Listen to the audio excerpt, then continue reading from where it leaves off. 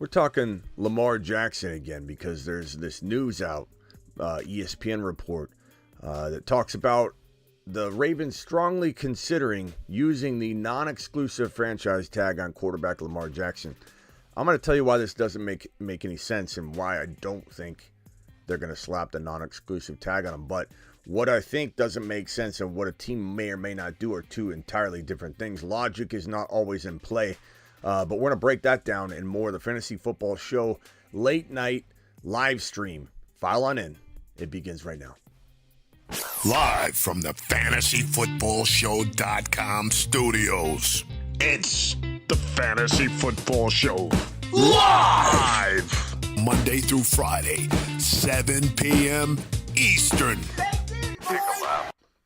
What is going on, everybody? My name is Smitty. You're watching the Fantasy Football Show, and we're going to break down some Lamar Jackson news that kind of sprinkled in a little earlier in the day, but we were busy doing combine things, doing scouting things, and we didn't have time to really address this, the elephant in the room currently with this situation. But I'm going to break it down right now. We're going to talk about why Lamar Jackson probably is not getting the exclusive tag. He's most likely getting the non-exclusive tag, but anything can happen because guess what? These are human beings at work here, and logic doesn't always enter the equation. Lamar Jackson, this news right here, I'll read it by it's an ESPN report by Jeremy Fowler, which says that the Ravens have strongly considered using the non-exclusive franchise tag on quarterback Lamar Jackson. Now, the difference between the non-exclusive tag and the exclusive tag are very, very different. Very, very different applications and potential pros and cons. The exclusive tag is where a player is slapped with the highest tag possible, and you can only use one tag per year, per team. So you can't non-exclusive tag one player and exclusive tag another. You get one. You get one for the entire lot of players, and you got to decide what works best for your situation. Hence why the Giants are struggling with who do they tag, Danny Dimes or Barkley. They're trying to work a contract out with one of them, a race against time, to do this by the 7th of March, which is approaching here in a day, a little over a day. So if they don't come to terms with Danny Dimes or Barkley, they can't franchise tag one and secure the other with a contract. So Barkley walks, and Danny Dimes they can't let walk because how are you going to play without a quarterback? So in a similar struggle, being the Ravens trying to decide what to do with Lamar, tag him, not tag him. Granted, they're not deciding between two players, though. The Ravens have this exclusive or non-exclusive dilemma. The exclusive tag makes it so no team can negotiate or talk to Lamar. They can't go to Lamar and offer a deal. Lamar can't, go out and talk contract negotiations with other teams. It doesn't even matter if he did because they can't do anything about it. The non-exclusive tag allows the player and prospective teams to talk and try and come to terms, and an offer sheet gets slapped down in front of Lamar saying, hey, Lamar, this is the Falcons. We're going to slap down this offer. It's a $240 million guaranteed deal, Lamar. We're going to give you what the Ravens won't give you. And we're gonna take you from this team and give 2 first-round picks to the Ravens in exchange for you. So what happens is if they throw down the $240 million guaranteed offer to Lamar Jackson on the non-exclusive tag, then Lamar, if the Ravens don't match it, Lamar goes to the Falcons, and the Falcons send 2 first-rounders over to the Ravens. That's how the non-exclusive tag works. It's also a $32 million tag versus what will probably be, and it's going to be recalculated in April, so there's no for sure number or set number yet on the exclusive tag. The exclusive tag is a whopping $45 million roughly. Again, give or take, it's going to change. So $45 million versus the non-exclusive 32 gives the team a lot more wiggle room to sign players, and especially if player is upset, said player Lamar, and he doesn't sign his franchise tag, which he's obligated to be tagged on. Eventually, he can hold out as long as he wants, but he is obligated under that tag. It's not like he can not accept it all he wants. He's still going to get tagged regardless. But if Lamar Jackson puts up a fight and sits out, then guess what? Munkin and this new offensive coordinator situation going on in Baltimore, it doesn't work out very well. So Lamar's going to put up a fight if he gets franchise tagged, whether it's whether it's exclusive or non-exclusive, but less so with the exclusive. Put up a fight in terms of, you put a non-exclusive on Lamar, he's walking out the door to go talk to as many people as he can to try and get a big fat contract slapped right at his feet, so that he can then take said contract and say, look, I'm getting 240 from Atlanta. Are you going to match it? If not, take their 2 first-rounders and send me packing. That's how the non-exclusive tag works. But it's only 2 years, 2 first-round picks. It has to be 2023. It has to be 2024. Meaning the Miami Dolphins, who don't even have a first-rounder in 2023, they're not even allowed to discuss and talk contract or trade or whatever with the Ravens or with Lamar Jackson. They could talk trade with them outside of the context of talking to Lamar and offering an offer sheet if there was some trade that they wanted to work out. But that's why you would exclusive tag him, because the exclusive tag, even though it's at $45 million, it does not allow Lamar or teams to negotiate. It's all about the Ravens holding all the cards, the Ravens saying, we're going to pay you $45 million if we can't trade you away, but it puts the onus on the Ravens to say, well, since we're not allowing you on the non-exclusive tag to go make a deal, we have to make said deal. So they have to reach out to the Falcons. They have to reach out to teams and clubs, or the clubs can reach out to them and say, hey, what do you want for Lamar? The reason why I don't think Lamar Jackson, and again, the Miami Dolphins don't have a first rounder. So if Lamar does get non-exclusive tagged for the $32 million at the cost of 2 first rounders where teams can negotiate and go after Lamar, it makes no sense. 2 first rounders is not enough. Lamar Jackson, if you exclusive tag him, you're going to get rid of him easily for 3 first rounders to the Falcons, to a handful of teams. There are 2, 3, 4 teams that will probably gladly pay 3 first round picks for Lamar Jackson. 3 first round picks. And in a worst case scenario, let's say the players involved, the teams involved, the clubs that need Lamar, that are willing to pay for Lamar, let's say all of them don't really have the draft capital for this. They'll trade players in 2 picks. There's more than 2 draft picks getting surrendered if Lamar Jackson is traded on an exclusive tag.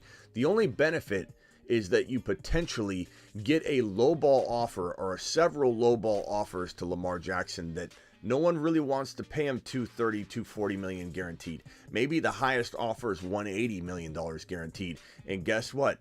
The Ravens get to come in and match that offer. And if it doesn't work out, they get 2 first rounders. There's slight gambles and pros and cons to both sides, but ultimately, because you know Lamar Jackson is going to command 3 first round picks, because you know the franchise tag is going to create more and further animosity between Lamar and the organization, that if they can get 3 first rounders, it's time to move on. Lamar doesn't necessarily want to go or stay. We've heard different, like he's leaned different ways at different times according to reports. Reports could be wrong. But ultimately, the way that I break this down is that Lamar Jackson is, I would say, 65 to 70% chance he's being traded. Now, is he being traded for the 3 first rounders, or he's on another team, let's say. So in the exclusive deal, he would be signed and 2 first rounders would go to the Ravens. So I should put it this way: 65 to 70% chance that he's heading to another team in 2023. Unless some kind of miracle happens, which is totally possible, where the 2 sides, they get together and the Ravens are really calling Lamar's bluff, and Lamar's calling their bluff. And at the end of the day, the 2 sides come together and Lamar gets a $230 million guaranteed deal, just like Deshaun Watson. I don't think the Ravens would pay $1 more. I don't even think they would pay over $200 million, which is why I think ultimately they want to let him go, not for 2 first rounders, but probably 3. And maybe the market's less inclined to give more than 2 first rounders. I highly doubt it, though, because we have a bunch of teams that are very in need of quarterbacks. We have a team specifically in the Atlanta Falcons. And yes, this is live. I appreciate everybody coming in here. Raphael first in the building. Payne, Blind Larry, TMT, Frake, Jarrett. I'm sorry I haven't acknowledged you guys yet. Just kind of rolling through this. We got 50 people in the live stream. Hit that thumb up button on your way in the door. We only got 19 thumbs up, so wipe your feet. And I'll get to the phone lines, and I'll also get to answering your questions in the chat just after I get through the spiel here. But the Falcons are a team that had a kung fu grip on Deshaun Watson. That was as good as done. And in the final hour, not the 11th hour, the final hour, the Cleveland Browns came in and made a ridiculously dumb offer for Watson, which was accepted. And then all of a sudden, you're looking at the worst trade in the history of the NFL, orchestrated by Caserio in Houston, who's a fantastic GM, and he's taken Houston to the top. Houston, who has the number 2 overall pick in the 2023 NFL Draft, likely going to land if they don't get Stroud. They're probably going to get Anthony Richardson, who I think today at the Combine climbed his value into 1 or 2 overall.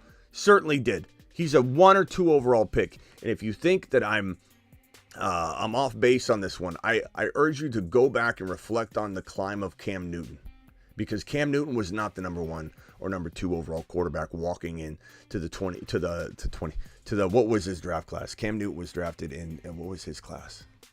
Cam Newton draft class. What was that? What year was that? 2011? 2011? Has it really only been that long? It seems like Cam was drafted in like 2008, to be honest. It's crazy. Really? 2011? Can that be right?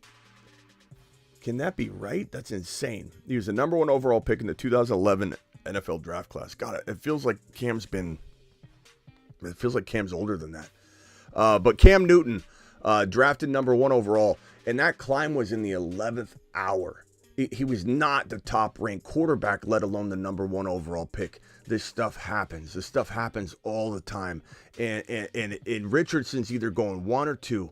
And the Texans have the 2 and they have the 12 pick. This is a new organization, practically, under the command of Caserio, who orchestrated the best trade I've ever seen in my entire life, trade away Deshaun Watson for that lot of picks that they got for a guy that we knew wasn't even worth 1 first rounder, let alone the lot that they got back. That was absolutely phenomenal. My point being is, back to my point, these teams, there's a ton of teams willing to give up 3 first rounders for Lamar Jackson.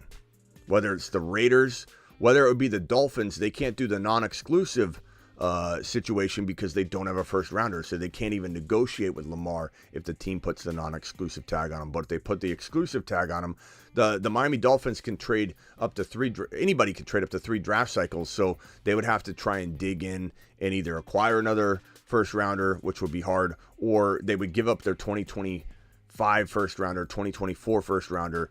And I don't know if they have multiple picks in any one of those years. I'd have to look, but they'd have to try and figure out how to get more draft capital. But the Raiders would certainly be intrigued to make a move. The Jets, I think, would be interested, although they seem to be leaning in the direction of Aaron Rodgers. But then we don't even know, because the news is all over the place on that. They love Derek Carr one moment. They're enamored by Derek Carr. They're telling Derek Carr he's going to be a future Hall of Famer if he comes to the Jets. Derek Carr is reportedly not even talking numbers yet. So is it Derek Carr's fault that he's not a New York Jet yet? Or are the Jets trying to drag their feet so they can get an answer from Aaron Rodgers? We don't even know. There's a lot of smoke going around. This is why we call it smoke season. Falcons, Bucks, Saints most certainly would be in the Lamar Jackson game if they could. The Colts would be. I mean, all these teams are probably interested. Once he's franchise tagged and available, you're going to hear at least 1 or 2 more teams that we have yet to talk about seriously go after Lamar Jackson, or potentially be interested in going after Lamar Jackson, or we'll at least hear reports that they're kicking around the idea of going after Lamar Jackson. But 3 first rounders is not a tall order at all. And even, let's say, the reason why it makes no sense to do the non-exclusive tag, even though it's less money, it's $32 million versus what will probably equate to about $45 million by the time April's calculation for the exclusive tag is actually calculated. And here's the thing: even if I'm wrong, and there's not a 3 first-round draft pick market for Lamar Jackson, whether anybody agrees with it or not, the market. Don't think about what you believe he's worth. What is the market value? Because it's not about you or I or our logic. It's about what is the market value. If I'm wrong and 3 first-rounders is not what Lamar commands, guess what?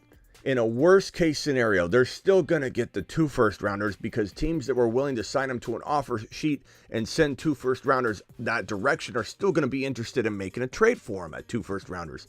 It just makes no sense. The benefit of $32 million versus $45, I get it. The maybe the upside of potentially having the best offer be low and put Lamar in his place, and that the Ravens could come in and match it. I get it. But Lamar would also be accepting that deal that they would match. Lamar may not just accept the first offer But if it's a low ball offer, let's say it's $180 million guaranteed on a big contract that has a lot of different incentives and such that might, make Lamar feel okay. I can reach those incentives. I'm getting support. I'm getting wide receivers. I'll take that $180 million deal. I've been set in my place a little bit. $230 million guaranteed is not coming to me. I finally accept it. He wants to sign that deal. The Ravens come in, look at it, say $180 million, that's what we've been offering you. We'll go ahead and take that. No, Falcons, we're not giving you 2 first-rounders. We're going to match the offer you put on the table. Those are the advantages of doing the non-exclusive tag, but the 45 plus million roughly versus 32, the risk of not getting 3 first rounders when you could probably get 3, it all doesn't make sense to me. So I'm not buying this report that they're considering the non-exclusive franchise tag. If anything, it feels like a little posturing, a little way to get people interested, a little way to get back into the news about Lamar. Maybe they're not getting the phone calls or bites that they had hoped they would get. So that's all I think this is. I don't think there's any other legs to this story. I don't think he's getting non-exclusive tag, but again, what do I know? Because I'm not the one making the decision. This comes down to one person, 1 or 2 people's decisions. Not the what's right, what's logical. Logic sometimes doesn't even make sense. Let's get a caller in. The Fantasy Football Show phone line has been opened. Let's go. Call into the show. Call into the show.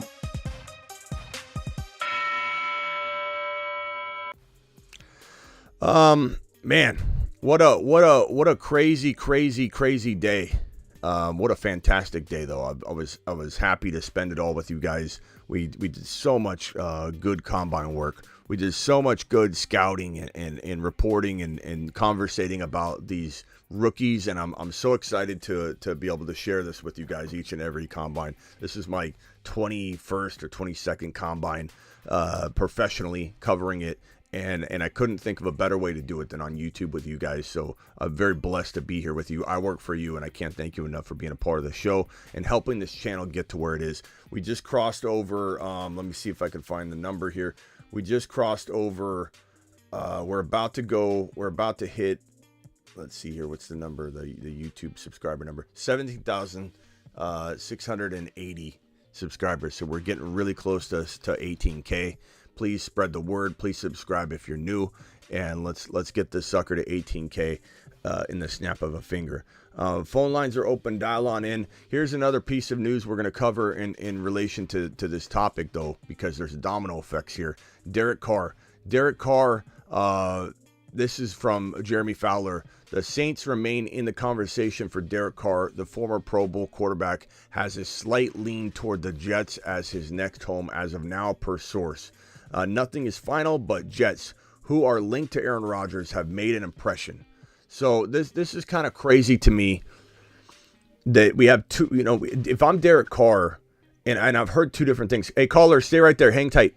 I'm hearing 2 different things. If I'm Derek Carr, I'm thinking to myself, Aaron Rodgers is going to step on my parade. He's going to rain all over my parade. He's going to step on it. He's going to get in the way. I've got full power here, and I can really ultimatum this thing into existence if I want.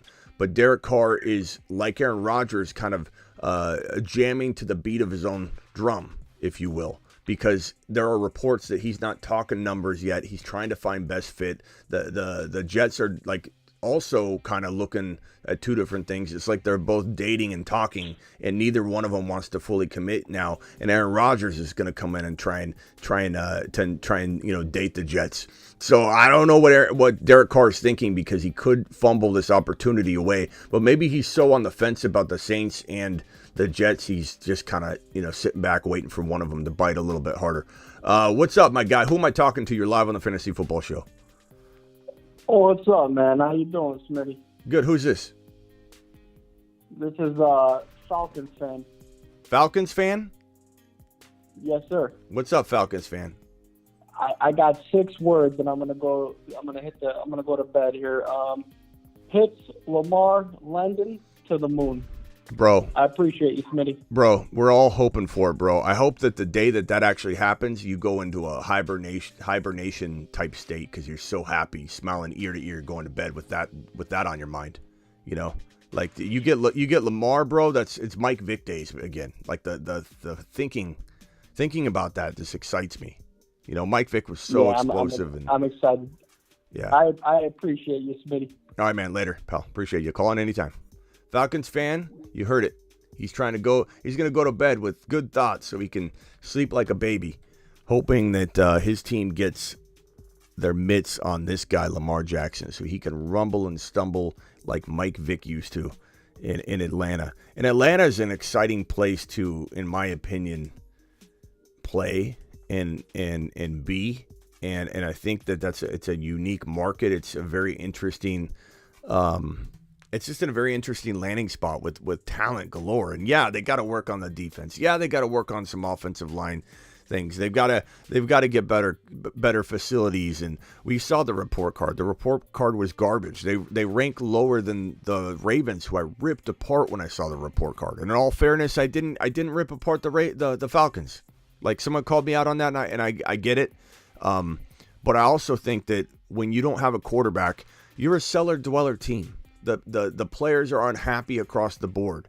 And so do you really expect players that don't have a quarterback, that never win, that they can't sell tickets, they can't sell tickets or merchandise the same way, and that doesn't trickle into the stadium and upgrading things in the facility? Like, it's all a cascading effect. So I kind of feel like if you don't have a quarterback and you're a cellar-dweller team, you're not going to have scores across the board. Your team's, the morale's low, and you're asking these players to vote. So I'm not saying that the voting was skewed by that, but I'm just saying, you bring Lamar to town, you got jersey sales, you got an influx of money, you're bringing better coaching, you're luring better players, you're probably going to draft differently than you would draft if you're trying to fill this hole, that hole. You're going to be drafting to protect Lamar Jackson. You got London, you got Pitts, and you got draft picks. Obviously, you're going to give up the first rounders for Lamar. I get that, but you're still going to have some draft capital. You're still going to have some ability to fill holes via free agency. This team's going to go all in. You think they're going to go all in and just stop at the addition of Lamar? No, they probably are waiting to go completely all in, until they get the right quarterback in place. Why spend money protecting when you don't have a quarterback? Like, they're going to attack that.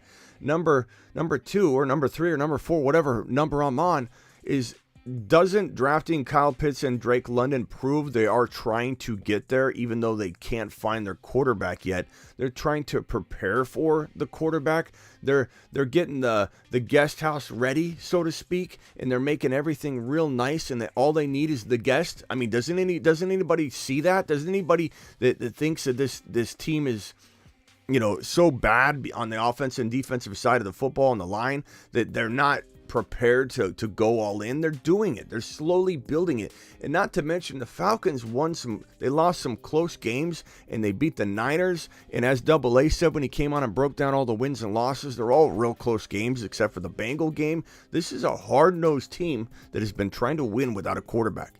I'm real excited. If I was Lamar, and I was, let's say they non-exclusive tag him and he goes and visits and hears the Falcons out, they're going to wine and dine this man. They're going to show him Kyle Pitts. They're going to show him London standing there, greeting him, and they're all going to sit down and have a little chat about what they could do offensively and how Lamar Jackson's not going to see these weapons anywhere else, unless he went to Miami, which, again, if it's a non-exclusive tag, Miami can't even talk to Lamar because they don't have a first rounder in 2023, and that prohibits them from talking to Lamar. But let's say the Miami Dolphins got into the game somehow, and they don't have the draft capital to compete with Atlanta. Atlanta can outdo them. They can outbid them at every turn. There's no team other than Miami that can literally say, we got Kyle Pitts, you love throwing to the tight end, bro. You could take Mark Andrews, all that good stuff you're doing with him, and bring it right on over to Kyle Pitts and take Kyle Pitts straight to the moon. Drake London, you need a wide receiver 1. We got your wide receiver 1. We got a guy you could turn into a top 5 to 7 wide receiver in Drake London.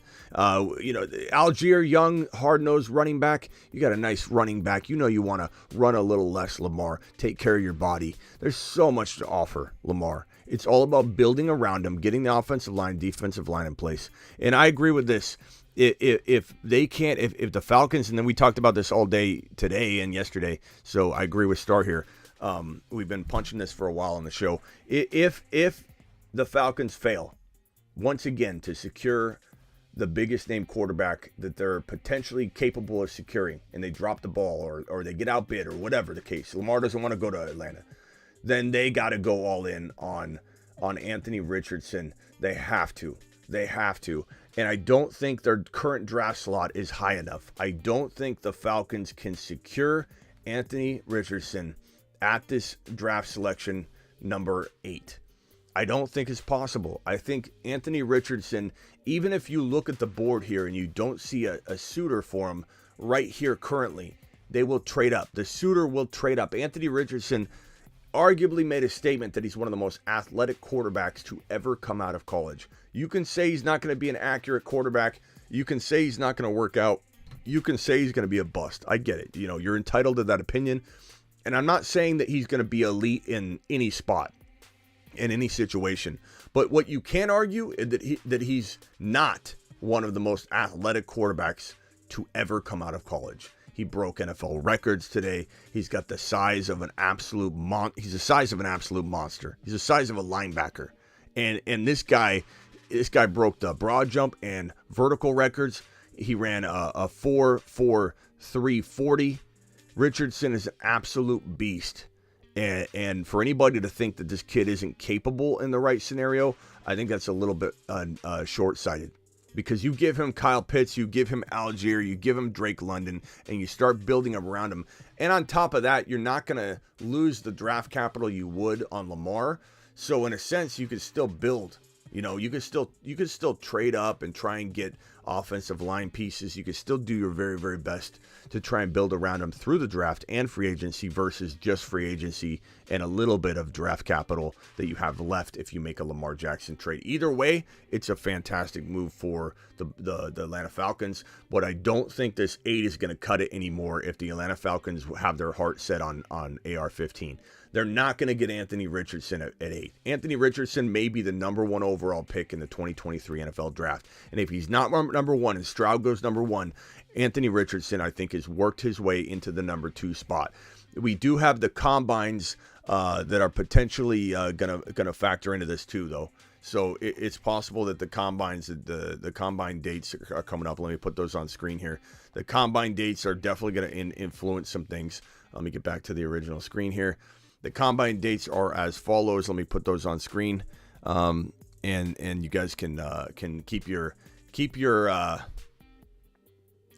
to all this. That 1 second. Let me close all this out. Okay, so the combine dates are March 22nd is Stroud. Okay, that's combine date number 1. That's coming up. That's around the corner. It's crazy. March 23 is Bryce Young. March 24 is Levis. And of course, they did this for drama. March 30th is Anthony Richardson. Those are your combine, combine. I keep saying combine. Pro days. Those are your pro day dates. Okay. Sorry, it's been a long day. I'm calling players different names. I'm zonked out. But March 22nd, Stroud's pro day. March 23rd, Young's pro day. March 24, Levis's pro day. March 30, Richardson's pro day. Richardson still has time to vault to number 1 based on his pro day performance. So, and given he goes last, sometimes the best impression is left last. That's why a lot of people like to go last. It's possible that he leaves such a long-lasting impression that whoever wants to trade up to the Bears pick, or if Stroud goes to that number 1 pick, whoever wants to trade up with the Texans, and maybe the Texans don't even want, I know they're going quarterback, but maybe last second they don't want to go quarterback. We don't know, but I have a feeling someone's going to get ultra aggressive and say, let's get to 1. Let's get to 1 because we don't know who's going to get the 1, right? That's the thing about the 1 pick is the Texans may or may not, they may say, oh, we like 2 quarterbacks. But if someone doesn't like 2 quarterbacks, if the Colts don't like 2 quarterbacks, if the Raiders or the Falcons or the Panthers don't like 2 quarterbacks, depending on the situation and free agency and everything going on with Aaron Rodgers and all that, and they want to draft somebody, they're not going to draft up here. They're going to go to the 1 pick because they're going to be ultra terrified that this pick isn't going to land them who they want. And if the Texans are all about one guy, it wouldn't surprise me if the Texans swap with the Bears. All that stuff is possible. So think Goff going to get replaced? No, not this year. Not this year, but if they draft someone like AR-15, then Goff most certainly will get, I think, supplanted by Davis at some point. You know, I don't think you draft Anthony Davis to sit him an entire year. That's not the way the quarterback position works anymore coming out of the NFL. It's they're so pro-ready these days. The NFL is so different than it used to be. And it's to the player's advantage to play as a rookie. And this is why I was so mad at Shanahan, because he's not paying attention to what's best for his quarterback for whatever reason. He should have shoved Trey Lance in there, and he did play him against Houston, and what was it, week 17, and he won the game, and there was playoff implications, and took him right back out, put Jimmy G back in, which was such a dumb mistake. So no, you don't draft a quarterback like Anthony Richardson to sit him a whole year. You could. It doesn't necessarily benefit him in today's NFL. It benefits you to play if you're ready to play. Look at Herbert. Look at all the quarterbacks that now have success playing as rookies. Joe Burrow. Sitting is just not the best solution. And if he goes to a certain location like Detroit might start Goff at first, but if Goff struggles at all, looks over his shoulder, I don't know. Roger says, Smitty, you always have been a Lamar doubter. Why change? I've explained this in tremendous detail, Roger, like over and over and over. I don't mind you asking because other people might have this concern, but I've made it very abundantly clear that if Lamar Jackson stays in Baltimore, bust. If Lamar Jackson stays in Baltimore, bust. What have I said about Lamar for 3 straight years? Avoid him, bust. What has Lamar done for 3 straight years? Disappoint. Injured 2 years back-to-back. 2020, the guy was a bust the first half of the season. Roger, it's not about Lamar. It's about the Ravens. It's about the Ravens. They don't enable him. They run him into the ground. He doesn't have the support. Not to say he's the best quarterback in the entire National Football League, but you give him a Kyle Pitts and Drake London, you give him an offense that he's about to be surrounded by if he does go elsewhere, because he does have a say over where he goes, even if he's exclusive franchise tagged, because he still has to sign a long-term deal. No team is trading for him if he's not willing to sign a long-term deal. So they're not trading Lamar to a garbage situation. They're not sending him to some garbage situation where he's just going to accept getting traded on the franchise tag. He'll say, guess what? I'm not going to sign the extension if you send me there. Then the team that's going to offer 4 first-rounders, 3 first-rounders for Lamar isn't going to do it because Lamar's told him, I'm not signing a deal with you. I don't want to play with you. I don't get to pull Eli Manning. I don't want to play with you. So the fact that anybody thinks that Lamar Jackson's going to succeed in Baltimore when they refuse to support him and enable him, they trade away Hollywood Brown, they continue to change the offense, they're bringing a new offensive coordinator to change things again, Munkin's coming in. I mean, how can he succeed there? But it doesn't change it, Roger. He's a bust. He's a total avoid in Baltimore, 100%.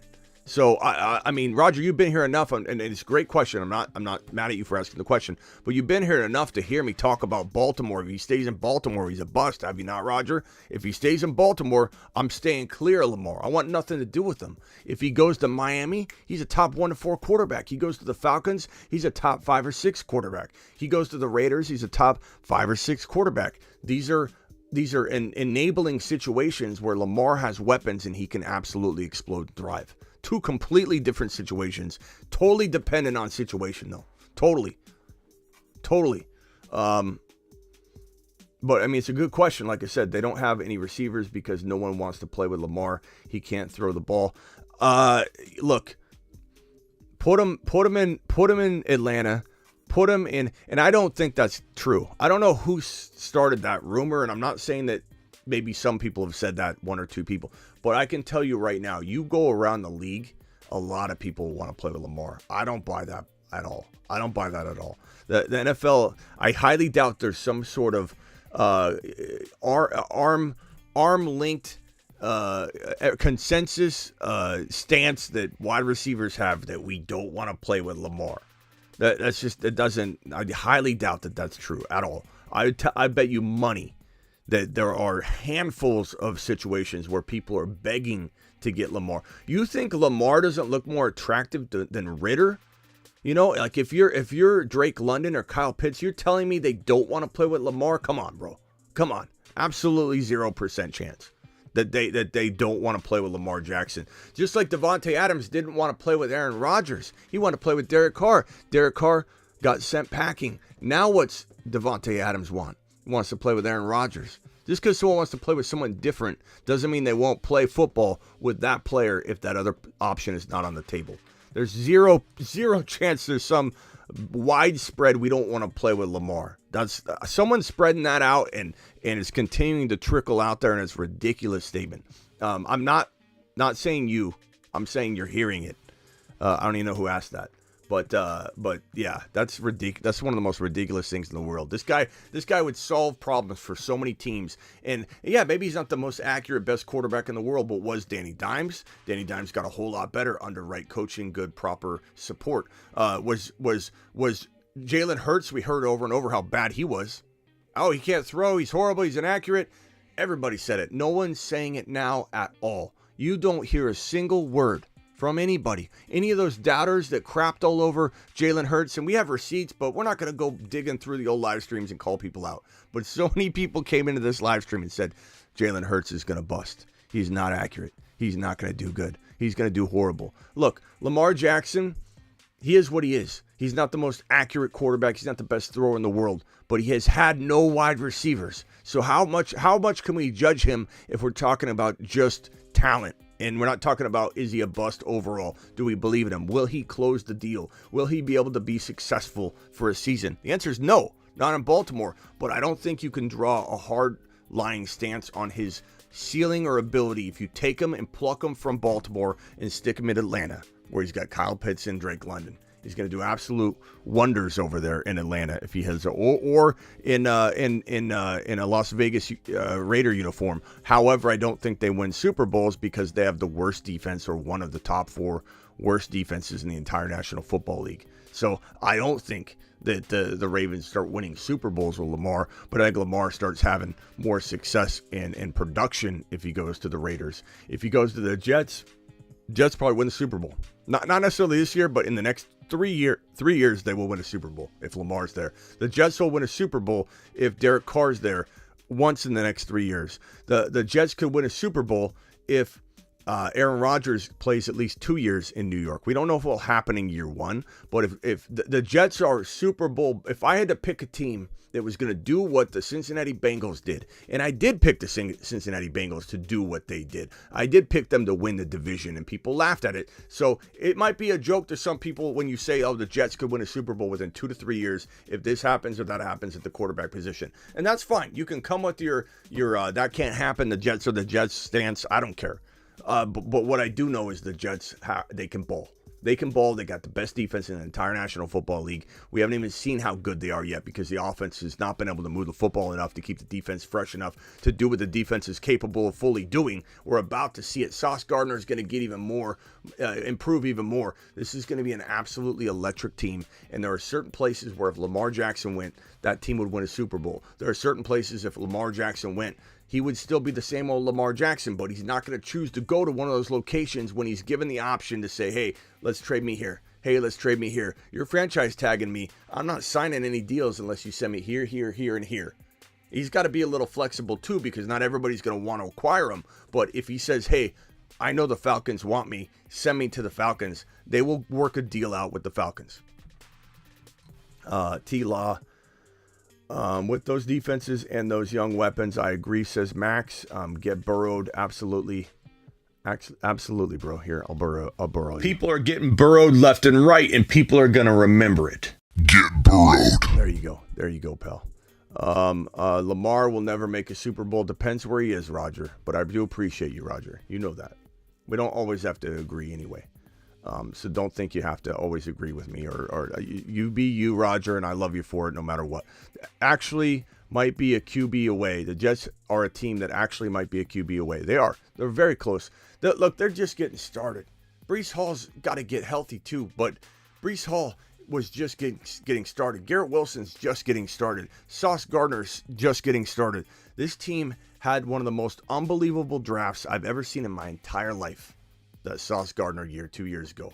Most unbelievable draft I've ever seen. The building that they did. Imagine if they didn't blow the pick on Zach Wilson, who I thought was going to do well in New York. I think obviously a lot of people did.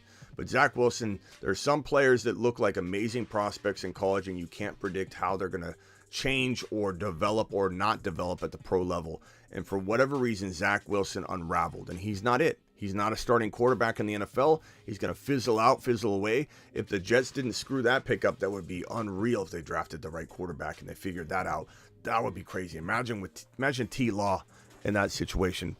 But the Jets are certainly one quarterback away from being a top 6 team in the National Football League. And once you become a top 6 team, anybody can win the Super Bowl because all you got to do is win a couple games and you're there. Jets QB, owner, offensive line, and healthy running back anyway, says Daddy. Dennis, I can't believe that the Jets wasted a pick on Denzel Mims. Mims was good coming out of college, but they destroyed him. They didn't support him. They didn't throw to him. And he kept getting hurt. So, there's a combination of things. But Mims was a great prospect coming out. I liked him. Honestly, I thought he was going to be a good prospect. He's still on the rise for sure, says Thomas. Who's on the rise for sure? I'm a Giants fan and will attest that the Jets have the best draft in the league in 2022, hands down, by far. But probably one of the best drafts I've ever seen in my entire life. And screwing up the Zach Wilson pick, they still did. They had an unbelievable draft. Just unreal. T-Law is younger with better weapons, absolutely. Phone lines are open. Call into the show. Call into the show.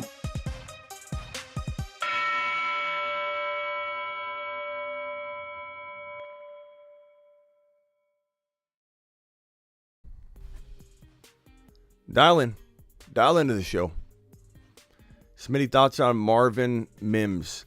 So Denzel Mims' brother busted. And I don't know if Marvin's better than his brother. He might be. He might not be. We don't know. I think he's probably not going to, just have an easy time at the NFL level finding a starting job. I think his draft value is going to be shaky in the draft capital, the investment. So that's going to make him a shaky prospect because, unfortunately, you're tied to your draft value, and how much a team believes in you and how many chances you get and how early you get shoved into the lineup. A lot of it has to do with your draft capital, which is an unfortunate thing.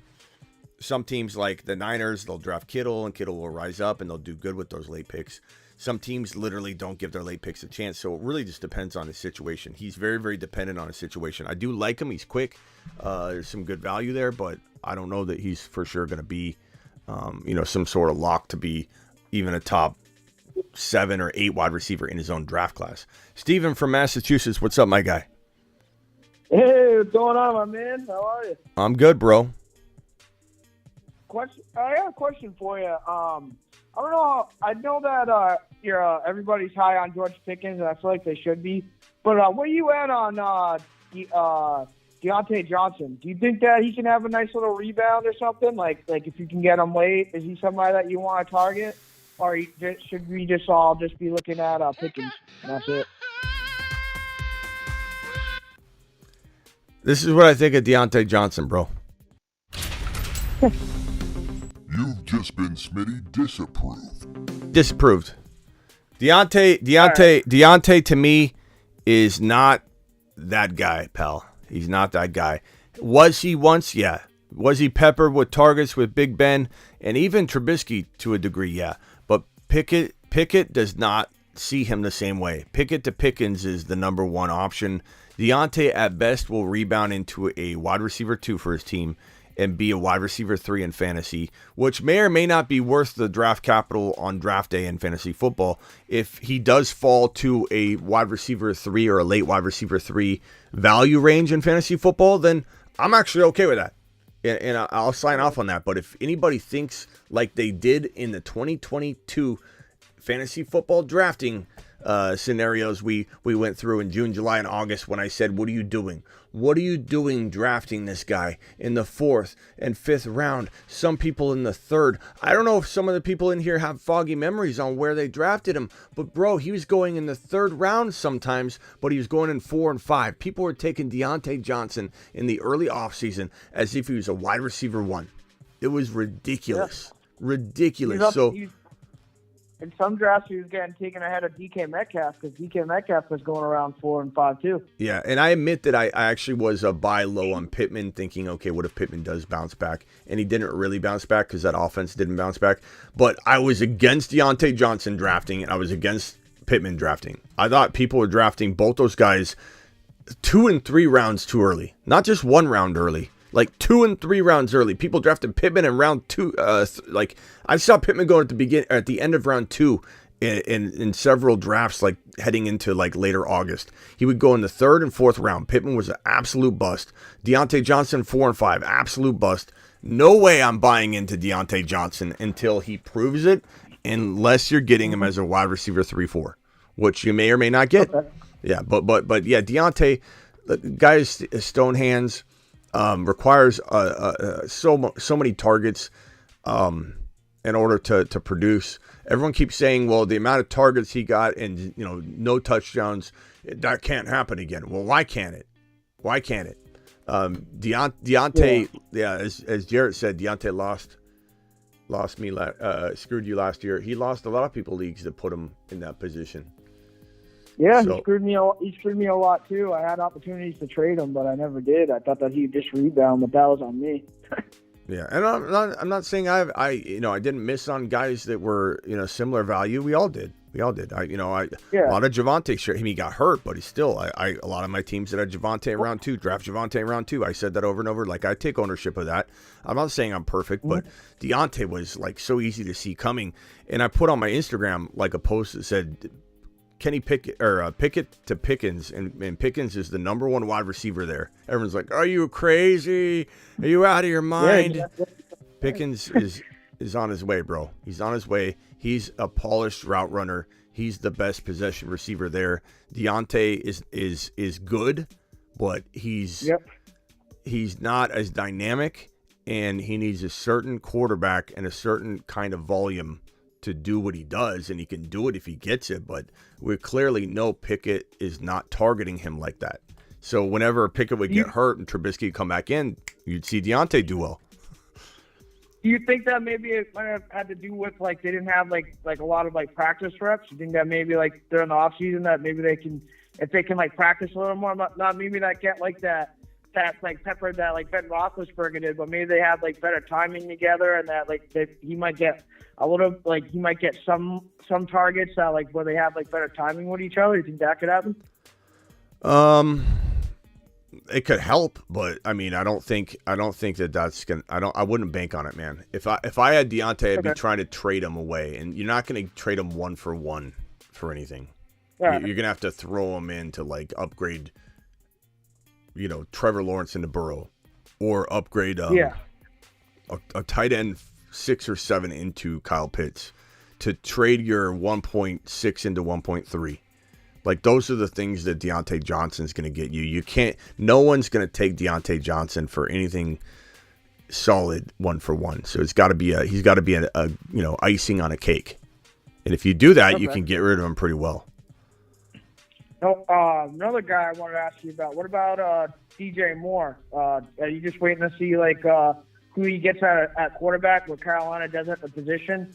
Will that help him like any like his value? Where do you want to look at him in drafts this year? Well, I mean, DJ Moore, if the Panthers somehow land one of these big quarterbacks, if they have a good draft slot, but we don't know if this draft slot's even going to be close to reaching the top 4 quarterbacks anymore. I think all 4 of Levis, Anthony Richardson, Bryce Young, and CJ Stroud all go in the top 10 for sure. Well, top 9, because we know the Eagles aren't taking one. So top 9.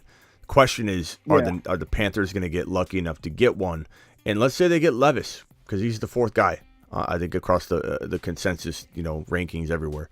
So if they get Levis, is Levis going to go out there and kill it as a rookie? He probably has one of those rookie years where he struggles but does okay, shows flashes of this and that, plays a little better than Ritter did his rookie year. But that's, I think, what Levis probably brings to the table as a rookie, and maybe he comes in and he plays Trevor Lawrence good. Maybe he becomes the next Trevor Lawrence. Like, it's certainly possible one of these quarterbacks is Trevor Lawrence good. And Trevor Lawrence is no knock or slight. Trevor Lawrence is a top 6 to 8 quarterback in fantasy football and top 6 to 8 NFL quarterback. I don't think he's top 4. I don't think he knocks into that tier at all, and then doesn't go sit in that tier at all. But he could on occasion be the number 1 scorer in fantasy football in a given week. But he's going to be a 5, 6, 7, 8 guy. Fields will be a 5, 6, 7, 8 guy that can dance a little more in the top 1 to 4 on handfuls of occasions throughout the year.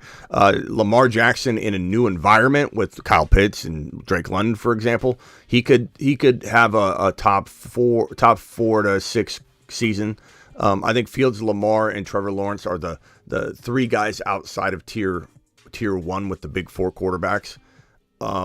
Yep. But like Carolina, if they were to go get, let's say, Lamar or Aaron Rodgers, then DJ Moore to the moon. But I don't know. Do you feel like they're an attractive place to play? Probably not. They got, coaching, line, like there's reasons to like Carolina, but DJ Moore, and that's pretty much it. It's not like, although, like if Lamar, there's some rumors about Lamar to the Panthers.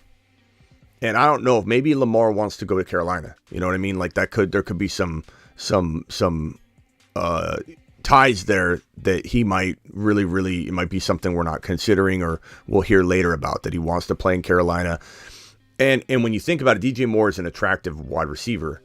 But Carolina, he'd have an easy time winning that division. And that's something that some quarterbacks might consider. I don't think every quarterback considers that. I don't think Aaron Rodgers sits there and contemplates the division, at the end of the day, because he's such a competitor. I think he wants to go where he feels he can win, regardless of the division, because you can still win the wild card spot. And I think when people focus on the division too much, you might end up overthinking it. It's like trying to plan your fantasy football opponent. Whenever you do that, it backfires. So like I wouldn't consider that too much if I was a quarterback. But Lamar might be thinking to himself, I like Carolina, I like DJ Moore. I like the fact that I'd dominate the division. We'd have an easy cakewalk into the playoffs. Like, it's possible. So if like Lamar landed in Carolina, DJ Moore would be top 8 to 12. Without a Lamar, with a rookie quarterback like Levis or worse, I think DJ Moore continues to bust in ways. When I say bust, we've been drafting him high for how long? And he hasn't been delivering. And when he did deliver, it's like a lot of people that had him, like it wasn't like they were winning. It's like he put up stats like where some people were already out of the playoffs in some weeks. Yeah. Unless he bought low, decided to buy low on him. But I mean, with the offensive situation, it wasn't really like they had a good offensive situation where he's getting peppered with targets. Some weeks he'd have 6 or 7 receptions, and then he'd have another week he'd only get 2 targets. So it's hard to figure out what you're going to get out of him. Yeah. I mean, it depends who they get. Like, if they bring in a Derek Carr, they bring in there are some quarterbacks. The division is so easy. Like, they just need to bring in a quarterback. They bring in a quarterback, they can win the division. Yeah. Like, let's say Aaron Rodgers stays in Green Bay. Jordan Love. Like, the trade for Jordan Love, win the division. And I don't even know if Jordan Love's really the real deal, but he's good enough that, I think it's possible. Geno Smith may not get franchise tag. Geno Smith in Carolina. Maybe. That's pretty good. Maybe. Yeah, we don't know. I don't really know what he's going to be like, but without Pete Carroll. Because we saw Russell Wilson go. He was totally unlimited garbage until, until let's see if he rebounds now with Sean Payton. But I don't know, bro. I don't know. I just wouldn't bet on. You're talking about 2 wide receivers tonight that are complete avoids for me. DJ Moore and Deontay Johnson. Until they prove it or have changed situations, these are those second chance wide receivers that people just keep chasing, bro. Just keep chasing them. I'm not saying I don't like DJ Moore. I'm not saying that to what Roger said earlier. A lot of people don't understand my flow. and how I do things. Like if DJ Moore got a quarterback tomorrow, he could be a moon man. And somebody would come across like Roger said, and I'm not blaming Roger. Roger, again, not a thing against you, but like Smitty, you didn't like DJ Moore earlier. Like, yeah, no doubt about it, Bob. Things change, and we're judging players based on their current situations. And if situations change, maybe they become good players. Like, that's all part of it. Exactly. Situation is so important. Yeah. So DJ Moore and Deontay Johnson, I could like Deontay Johnson if he got in the right situation. Yeah, maybe. I'm sure you'd feel the same way about Michael Pittman too, because their situation's not pretty good right now either. It depends on what they do at another team. It depends on what they do at quarterback too. Yeah. All right. What else you got? All right. Yeah. Those are the only couple guys that I could think about, because I know that those guys were like disappointed. I mean, is there any guys that like so far right now, because you've been doing a lot of drafts that like rebounding guys that you think that could like end up like bouncing back? Is there anybody that you're targeting that you think could have the bounce back year? Bounce back guys, huh? Bounce back. You want some bounce back guys? Okay. I see where you're going with this. All right, let's see. Let's pull up my redraft rankings. Okay. Quarterbacks. Herbert, obviously, probably the biggest bounce back, big name, right? Russell Wilson. Yep. I'm going to say Herbert, affirmative if they get a wide receiver. If they don't actually go get another wide receiver like in the NFL draft, they have the 21 overall pick.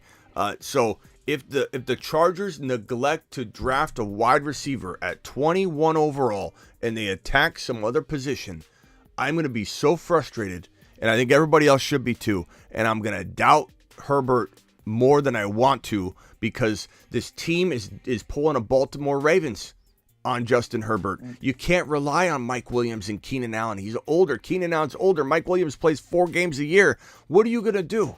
You really not going to capitalize on drafting Jackson Smith and Jigba or Quentin Johnson?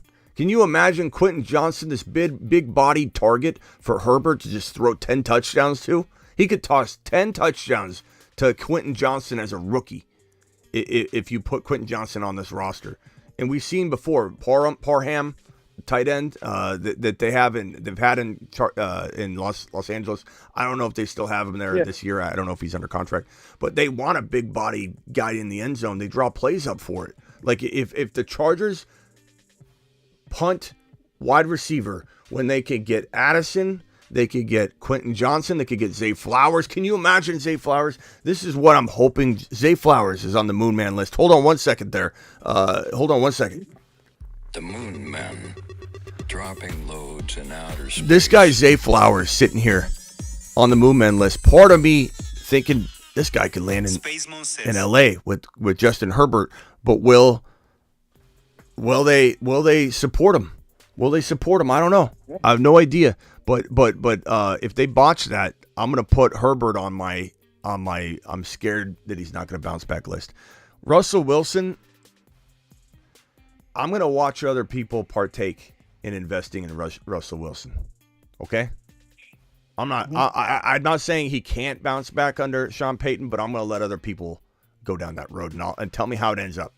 I'm not going to bet against it, but I'm certainly not going to be a part of it. As for other quarterbacks, I don't really see Derek Carr, but he didn't really have like a horrible season.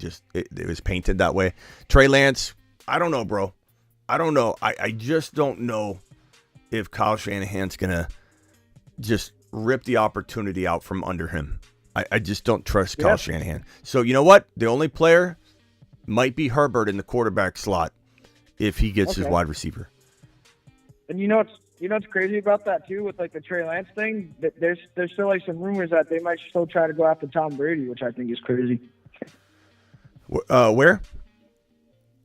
Well, I guess like there's been some news sites, like news places that like cover like San Francisco. I guess like they've been saying. No, the only one talking about Tom Brady's been me lately that I've seen, bro. But definitely interested where you saw that, because Tom Brady, like I keep telling Niner fans that in Week 10, you know, when Shanahan ruins Trey Lance or Brock Purdy's injury is way worse than we thought, because they go in and they realize that Shanahan made it worse by sending Brock Purdy out to play on a torn UCL. That's why he's swelling so bad right now. He shouldn't have been out there. He shouldn't have been throwing practice throws on the sideline. The guy tore his UCL, complete tear, and Shanahan has him out there throwing footballs. So, like, Tom Brady's going to get a call. I think the Miami Dolphins, if they go down the Tua Tagovailoa road again, they're going to be giving Tom Brady a call. And I think Tom Brady comes back week 10, week 11, week 12, plays for one of those two teams, both of which originated or are in San Francisco. But yeah, I haven't seen a lot of it lately, but I'm curious where you saw that. Okay, so that's quarterback. Herbert's really the only guy that I'm willing to, like, maybe put my support behind if he gets a wide receiver. If he doesn't, I'm out. There's no bounce back quarterbacks that have, like, tremendous value to me. It's all about Josh Allen, Jalen Hurts, Patrick Mahomes, Joe Burrow, Justin Fields, Lamar Jackson, I guess, could be a bounce back if you want to look at it that way. If he ends up going to the Falcons, then you could kind of pull that as the biggest bounce back candidate. Aaron Rodgers had kind of a down year. I think he has a good year. Past that, man, there's not a lot. There's not a lot of quarterbacks. Deshaun Watson, nah. Trey Lance, I don't know that I trust Shanahan. Yeah, that's Kyler Murray's going to be injured for most of the year. Stafford, I think Stafford has a top 9 to 12, 9 to 14 QB season. I think that's a good one. Okay, so going on to running back. Running back, I'm going to say Breece Hall. Give me some of that. Give me some of that. Send this man to the moon. Get Breeced. Get breached. Yeah, get Breeced, all right? Let's see, Barkley, Henry, ETN, Tony Pollard. Tony Pollard got injured. I don't know if that's a bounce back. We have him as a potential revenge tour candidate. Have you seen the revenge tour, bro? Yeah, okay. I've seen some guys on there. Yeah, so here's the revenge tour. These are the top 2 bounce back candidates for the 2023 season. Hang tight. Okay. It's time for some revenge, revenge tour, revenge tour, revenge tour.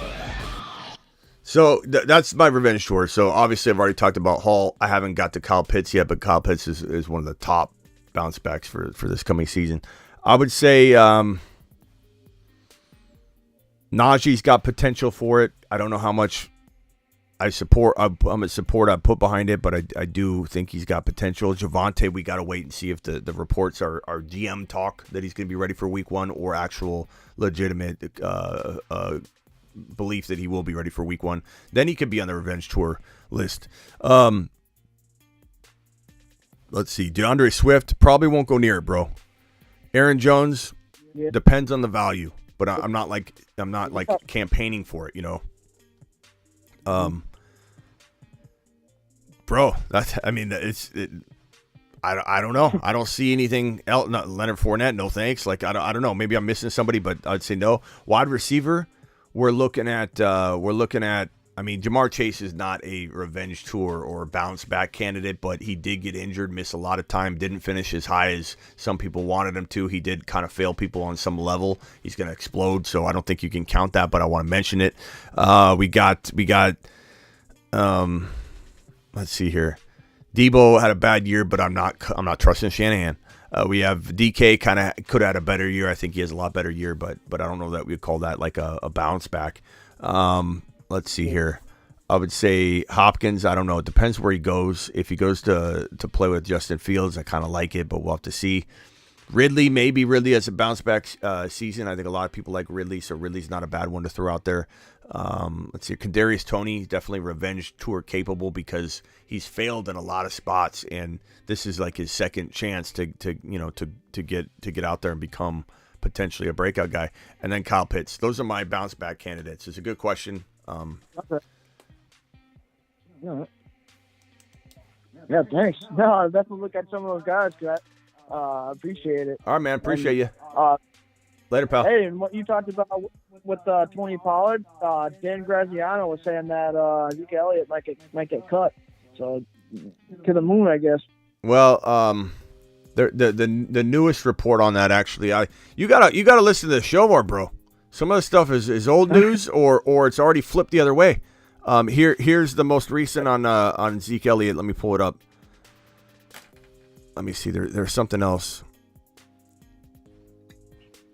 Let me see if I can find it real quick.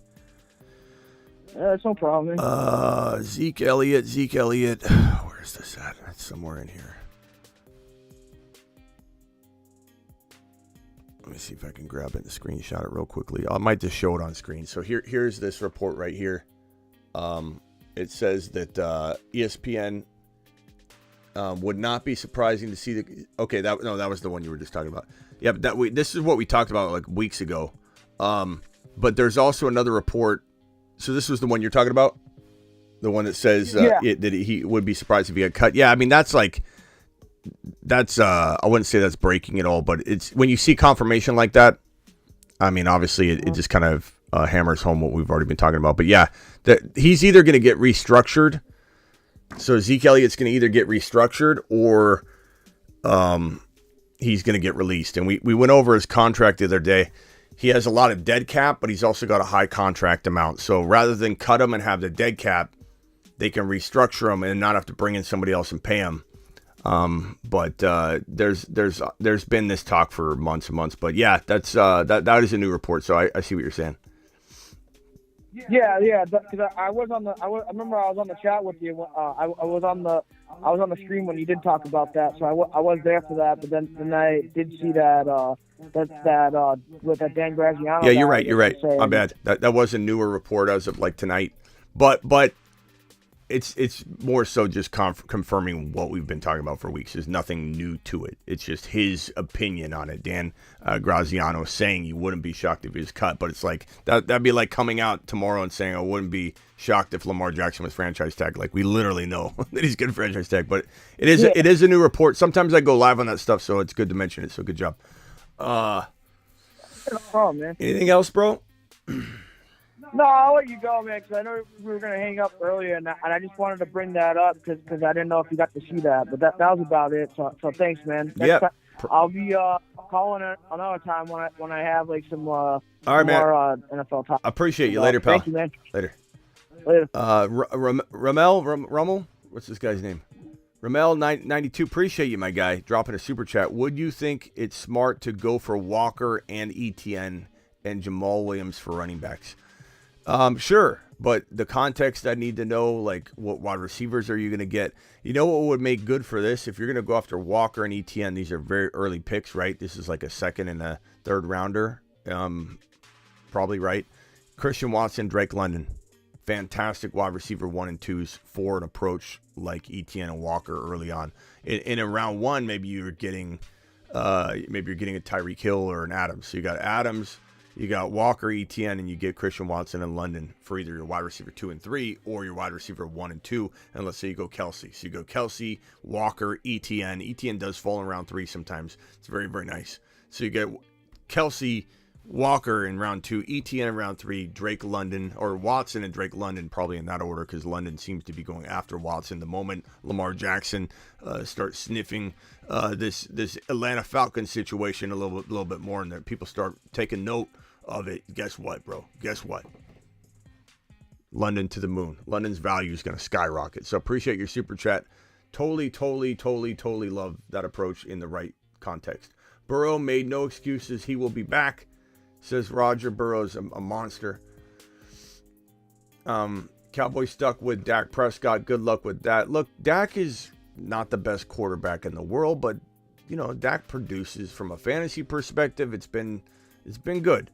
And honestly, Dak, looked like a magician to everybody. I didn't necessarily agree or was totally on board the thinking everybody had at the time when he wins and he's going to make a deep playoff run, right? Everybody loved him one moment and then they hated him against the Niners. Oh, he fell apart. What a horrible quarterback. And it's like, you know what? Dak had just been called all these wonderful names prior to that game. So people are very, very, I think, fickle on Dak.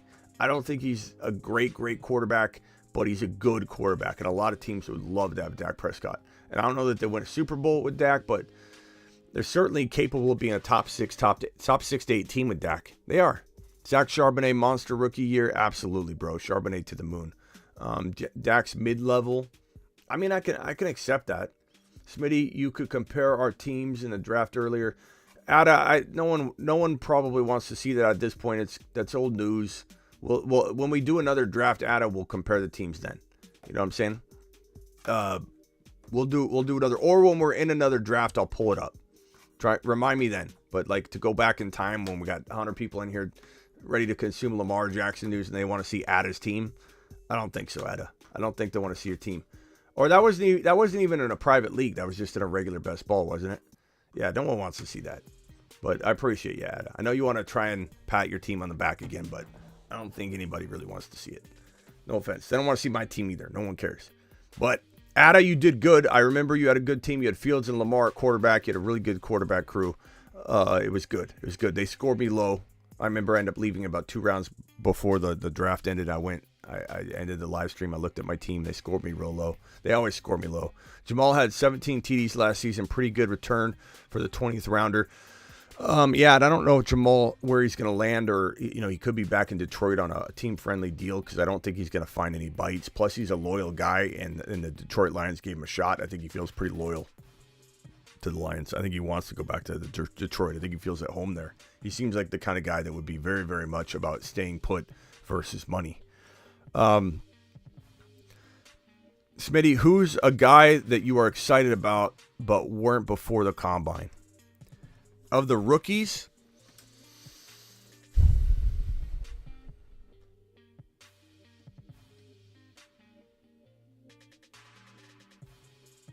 Deuce Vaughn. I'd say Deuce Vaughn. He looked a little bigger than his measurements, and I thought Deuce Vaughn was very good in college. I really liked Deuce Vaughn. But my stance on Deuce Vaughn was that he's too small. But he looked big on the field. He carried himself big on the field. He looked quick. He looked fast. He looked agile. He didn't run his 40, which was disappointing. But he looked really good in the drills. So I'd probably say Deuce Vaughn. If we're talking like, kind of a deeper guy, I think Deuce Vaughn looked good. Smitty, how was that Arby's? It was pretty good. It wasn't as good as the picture, to be honest. I would rather had like a omelet, at the end of the day. It just looks so good on the commercial. They did a great job. They did a great job in that commercial, but they've ruined my trust. When you present something one way and you don't provide it, it does ruin a little trust.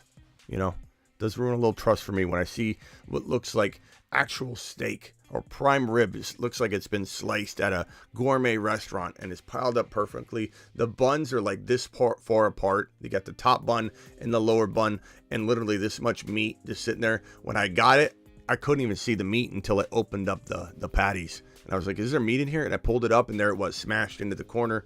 But when the patties were down together, you couldn't see anything. It would just look like 2 buns on top of each other.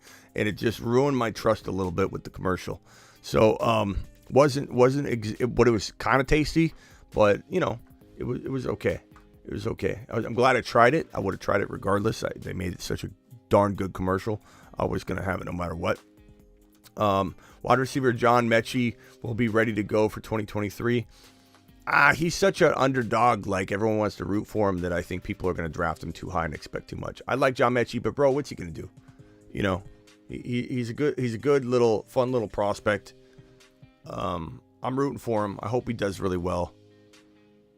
But let me see what the news is on Mechie. I like him. Titans GM Nick Caserio said wide receiver John Mechie could be ready for the team's offseason program. Mechie was diagnosed with acute lymphoma leukemia in July and missed all of his rookie camp. He was recovering from an ACL tear as well.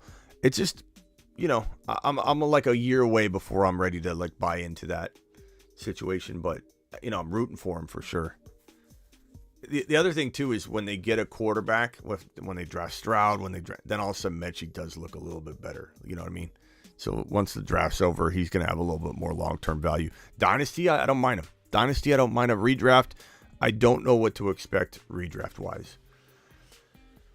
I would maybe grab him super late, not in the mid-rounds. No way, says Hazelnut. I agree. I think in Dynasty, he's got a lot more appeal than in redraft. Tim Patrick to the moon. Maybe. Not super high on him. Besides Gibbs, should we avoid sub 200-pound rookie running backs?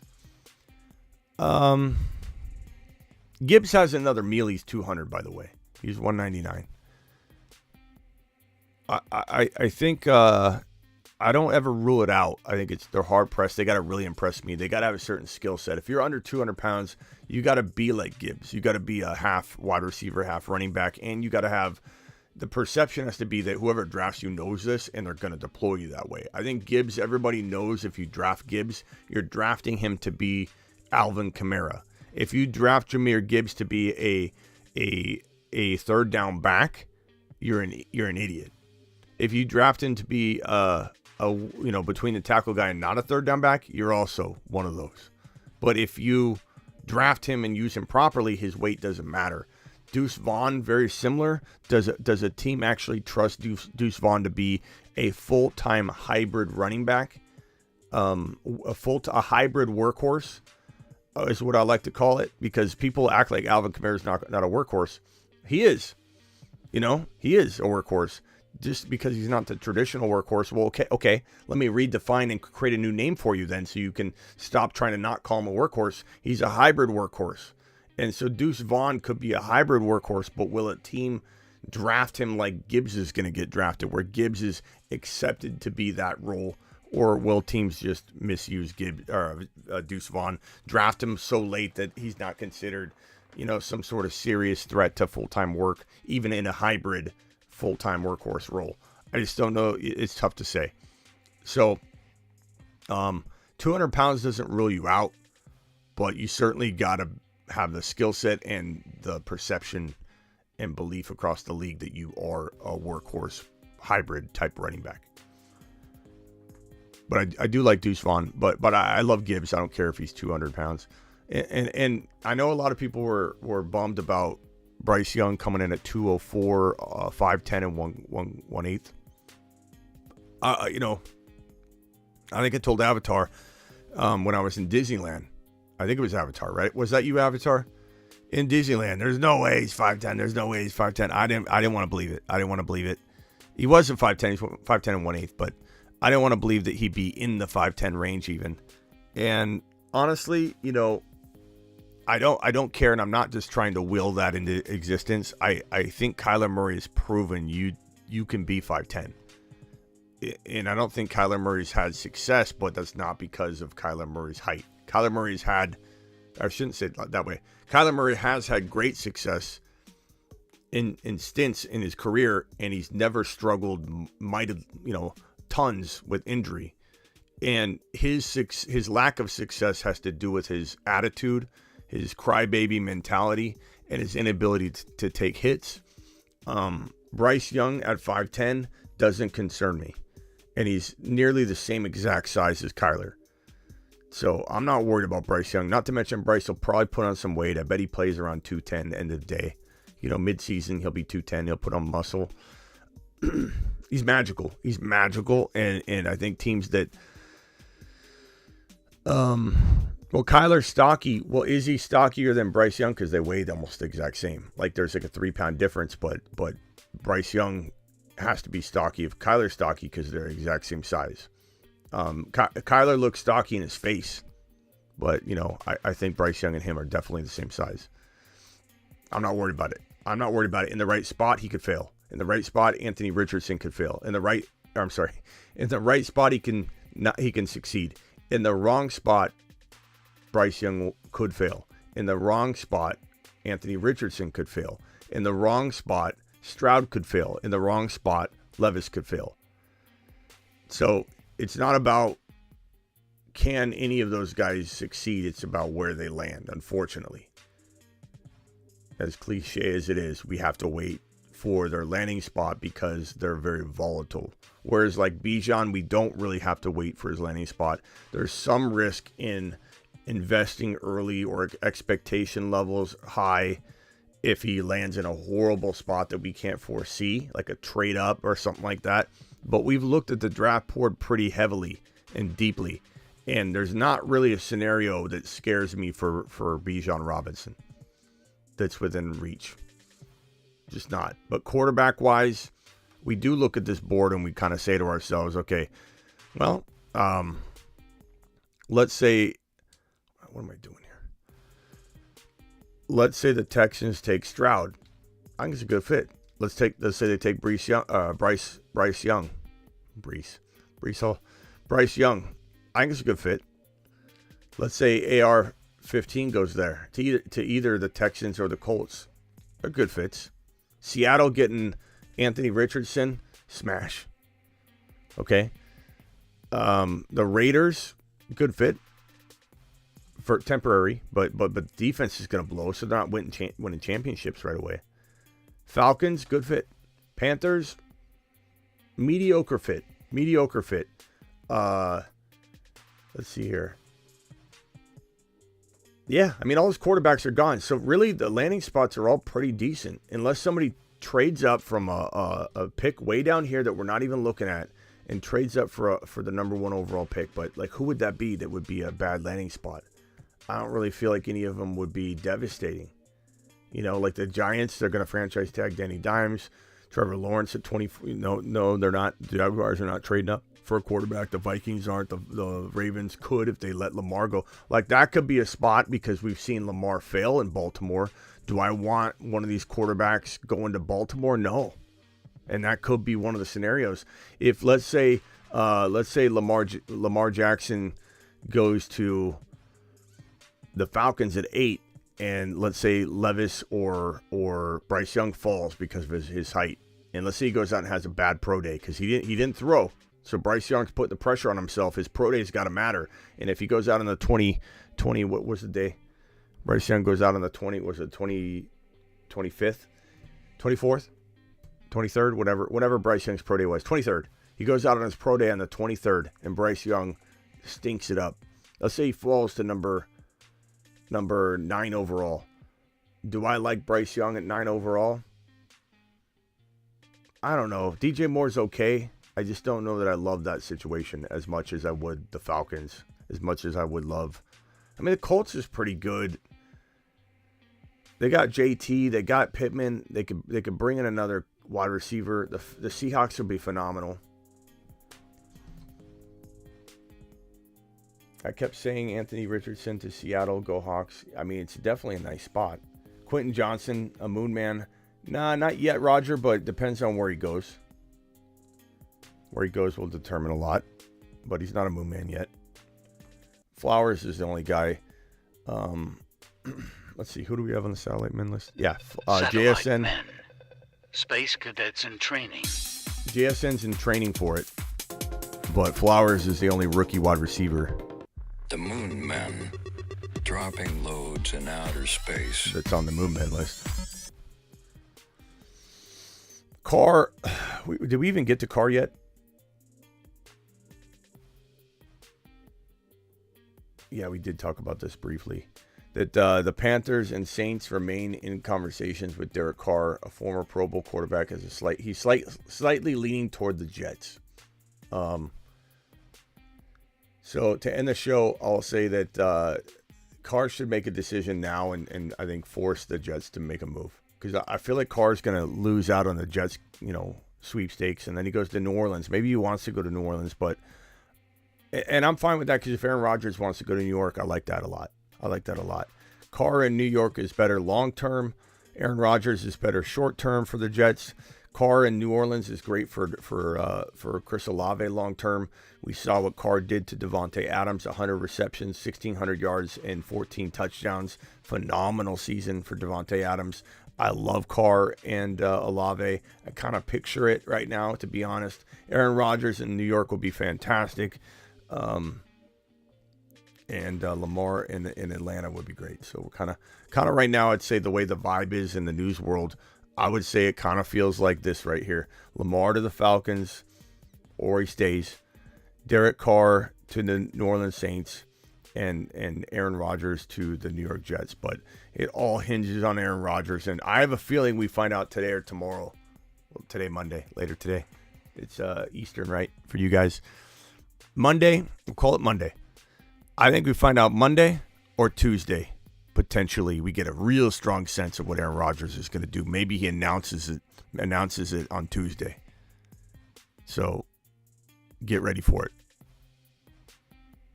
Why don't players do all things at the combine? Some of them want to build up anticipation for their pro day. Think about a quarterback, Blind Larry. Quarterback is throwing to a bunch of random wide receivers in a random order, and they're running routes wrong.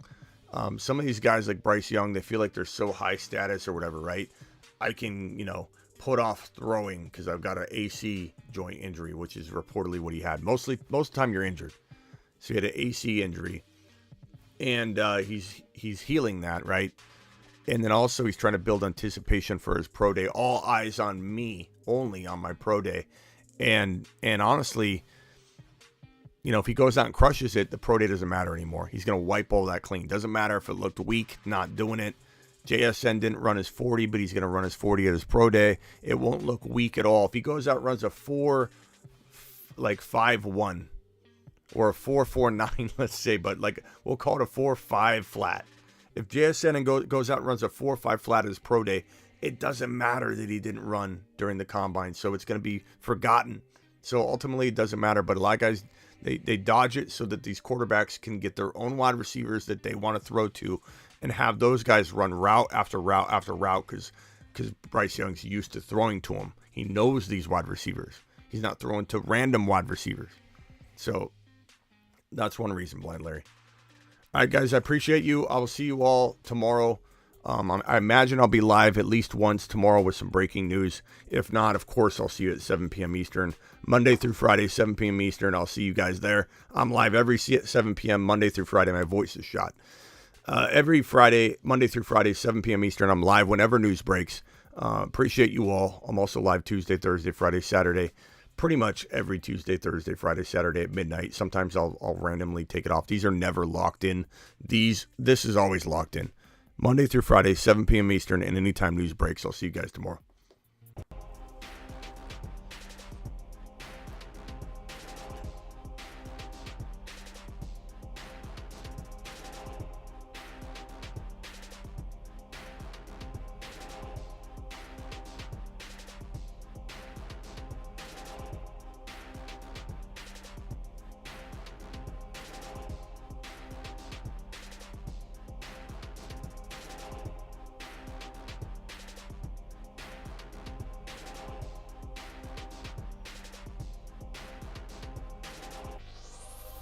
I may or may not be on Instagram in a little bit, just to let you guys know. I'm not sure yet.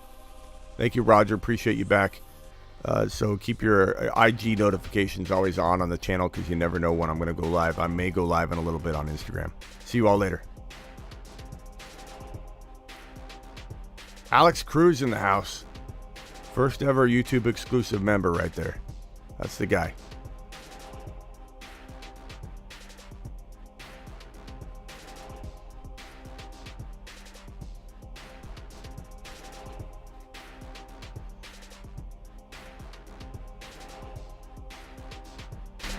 The stack above all stacks. It's time to drop the pancake emojis in the live chat.